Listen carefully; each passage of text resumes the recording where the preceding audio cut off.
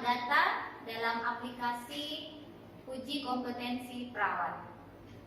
Baik, pada hari ini kita akan membahas tentang soal uji kompetensi khususnya untuk keperawatan jiwa. Baik, kita masuk ke pembahasan soal pertama. Seperti yang sahabat nurse bisa lihat semua di layar, kita akan bahas soalnya. Seorang laki-laki usia 29 tahun dirawat di rumah sakit jiwa dengan keluhan marah-marah, memukul paman dan tetangganya. Saat pengkajian, pasien mengungkapkan marah karena keinginannya untuk membeli motor dan menikah belum tercapai. Pasien juga tampak berbicara kasar pada orang yang berada di sekitarnya, sehingga pasien tidak memiliki teman dekat. Nah, pertanyaan soalnya, apakah tindakan keperawatan yang tepat pada kasus tersebut? Bisa dilihat untuk pilihan jawabannya: A. Melatih berkenalan, B. Melatih cara menghardik, C. Melatih cara fisik, pukul kasur dan bantal, D. Melatih mengungkapkan keinginan dengan baik, dan E. Mengidentifikasi kemampuan dan aspek positif yang dimiliki. Coba sahabat nurse mencoba untuk menerka kira-kira jawabannya apa. Silakan diketik dulu jawabannya. Oke, jawabannya adalah bagian D, yaitu melatih mengungkapkan keinginan dengan baik. Nah, kenapa jawabannya D? Kita akan bahas satu persatu dari choice-nya. Baik, sekarang kita lihat di soalnya. Keluhan pasiennya itu adalah marah-marah, memukul paman dan tetangganya. Berarti bisa kita simpulkan dari soal ini, masalah keperawatan yang muncul adalah risiko perilaku kekerasan. Nah, kita lihat lagi choice-nya satu persatu. Kita lihat choice A, yaitu melatih berkenalan. Nah, apakah ada yang menjawab A? Ya, A itu adalah intervensi untuk masalah isolasi sosial. Kemudian yang bagian B, melatih cara menghardik. Nah, coba sahabat nurse ingat-ingat lagi, cara menghardik itu intervensi untuk masalah keperawatan yang mana atau diagnosis yang mana. Cara menghardik itu adalah diagnosis untuk halusinasi. Kemudian yang bagian C, melatih cara fisik, pukul kasur dan bantal. Nah, ini adalah intervensi untuk resiko perilaku kekerasan. Jadi silakan sahabat nurse untuk keep dulu bagian C ini. Kemudian bagian D, melatih mengungkapkan keinginan dengan baik. Nah, ini juga adalah intervensi untuk risiko perilaku kekerasan. Jadi sudah ada dua yang kita temukan, intervensi untuk risiko perilaku kekerasan, yaitu bagian C dan D. Kemudian bagian E, mengidentifikasi kemampuan dan aspek positif yang dimiliki. Nah, silakan diingat lagi bahwa bagian D ini adalah intervensi untuk harga diri rendah. Jadi sekarang kita punya dua pilihan untuk resiko perilaku kekerasan, sementara tiga lainnya sahabat nurse bisa eliminasi. Nah, kenapa jawabannya bagian D?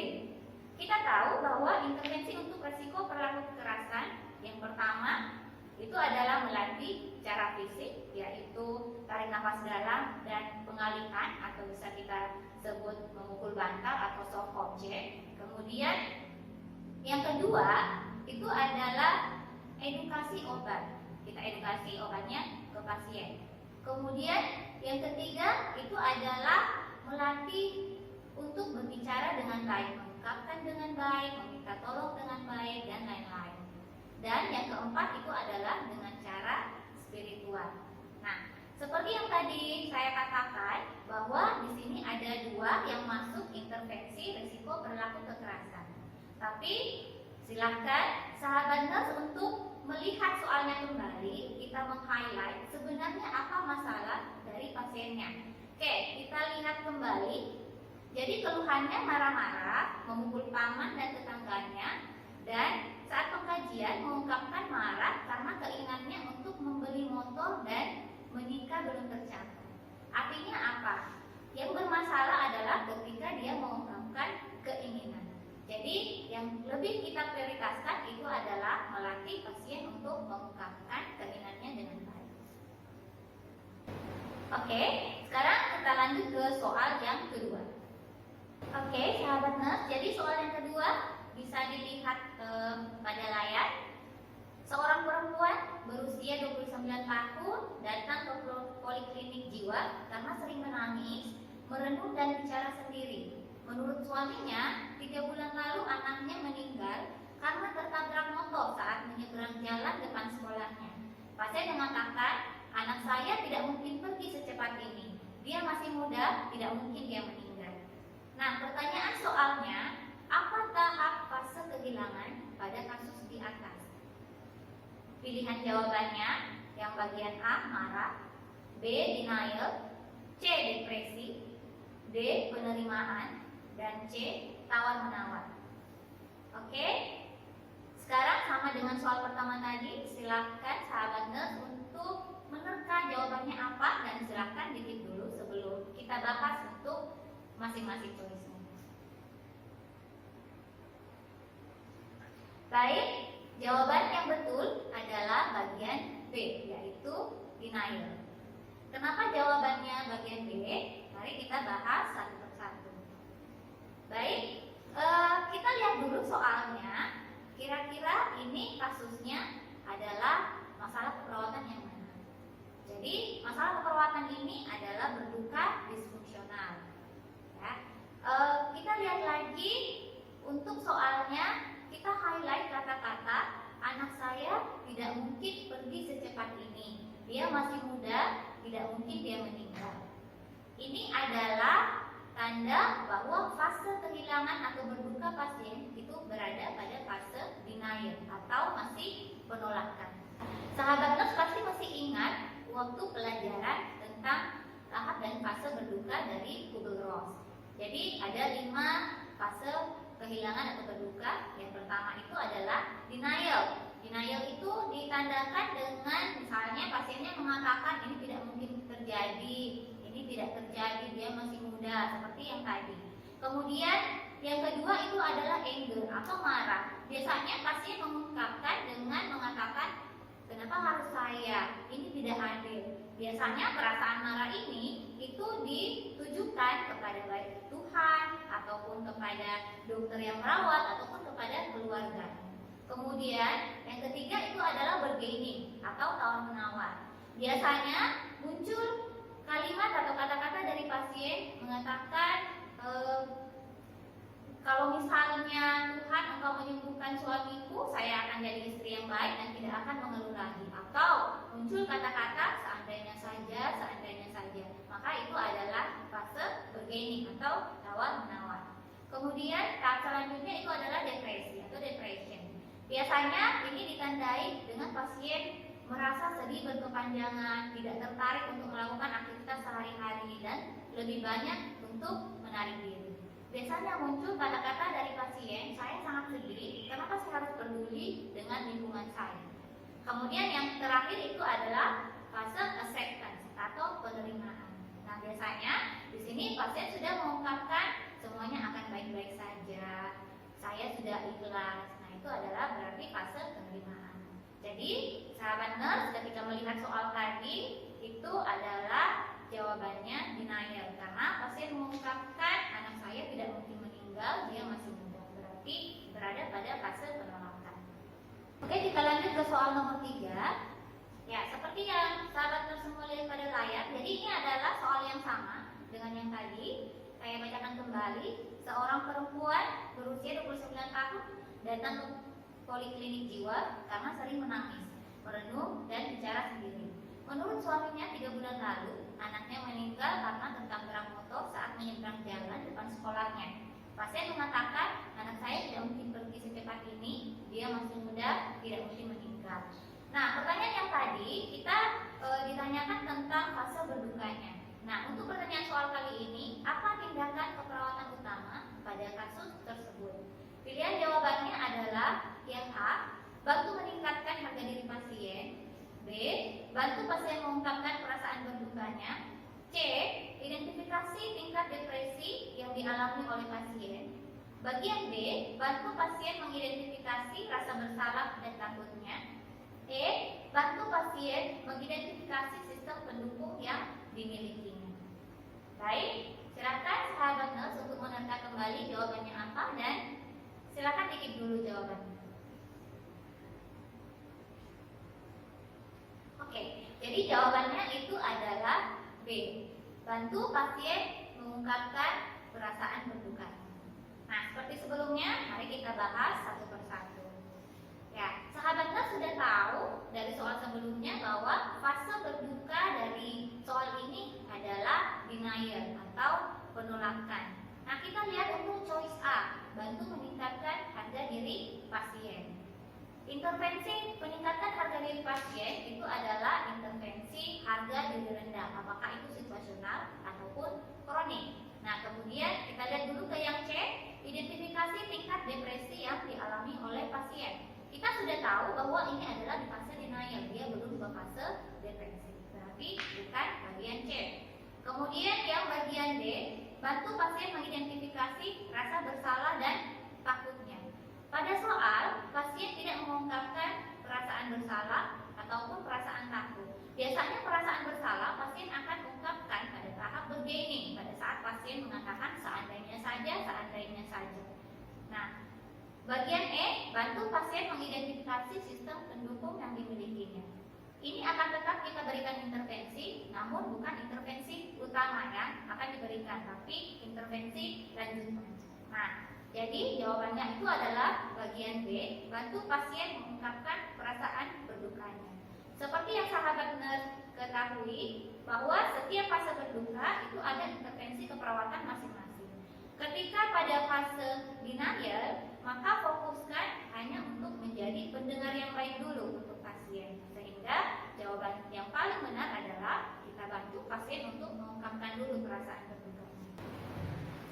Oke, pertanyaan nomor 4. Seperti sahabat nurse semua sudah lihat di layar, seorang perempuan usia 27 tahun dirawat di rumah sakit jiwa sejak 2 minggu yang lalu dengan keluhan mengamuk, bicara dan tertawa sendiri. Saat ini pasien tampak menunduk dan mengungkapkan perasaan malu serta tidak berharga karena di antara teman-teman sebayanya hanya dia yang tidak bekerja dan belum menikah. Hal tersebut menyebabkan pasien suka menyendiri dan tidak merawat diri.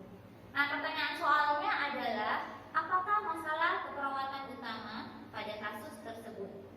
Pilihan jawabannya A. Halusinasi, B. Isolasi sosial, C. Harga diri rendah, D.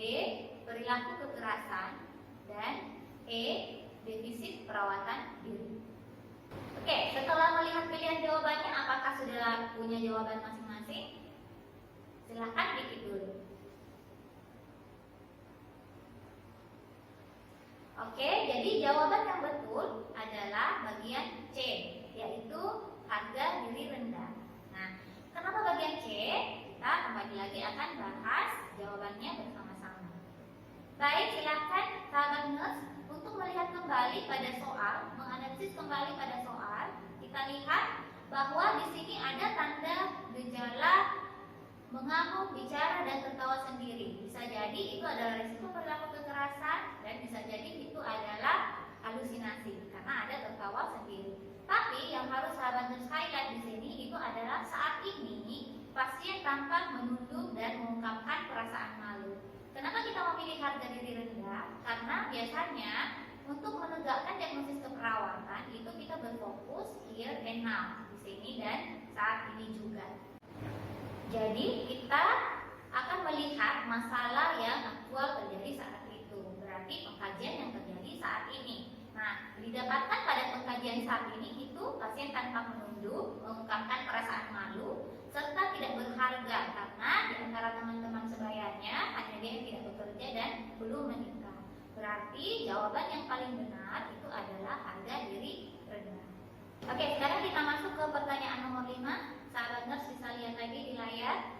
Seorang pasien perempuan usia 16 tahun sudah 1 minggu dirawat di rumah sakit jiwa Bangkit karena sulit untuk diajak komunikasi, diam dan tidak melakukan kegiatan apapun berhari-hari. Hal ini terjadi setelah gagal dalam lomba menari. Saat ini pasien merasa tidak berdaya, tidak mampu melakukan apa-apa, mengatakan dirinya bodoh, tidak seperti kakaknya, seperti yang selalu orang tuanya bilang. Nah, kita lihat pertanyaan soalnya. Apa intervensi utama pada kasus tersebut? Pilihan jawabannya adalah A. Menggali kemampuan dan aspek positif pasien. B. Memberikan tips cara meningkatkan harga diri. Bagian C. Mengikut sertakan dalam kegiatan kelompok. Bagian D. Melatih berkenalan dengan orang lain. E. Membuat jadwal kegiatan sehari-hari. Oke, seperti sebelumnya, silakan coba diterka dulu jawabannya dan titip dulu jawabannya sampai kita bahas bersama. Oke, jawabannya yang betul adalah A, yaitu menggali kemampuan dan aspek positif klien. Nah, kenapa jawabannya A? Sekarang kita lihat dulu ke soalnya. Kita cari masalah keperawatan apa yang dialami oleh klien tersebut. Nah, kita highlight di soal ada yang mengatakan saat ini pasien merasa tidak berdaya, tidak mampu melakukan apa-apa, bodoh, tidak seperti kakaknya yang seperti selalu orang tuanya bilang. Maka di sini kita bisa simpulkan bahwa masalah keperawatan itu adalah harga diri rendah. Nah, sekarang kita lihat ke jawabannya satu persatu. Yang kita lihat di bagian B, memberikan tips cara meningkatkan harga diri.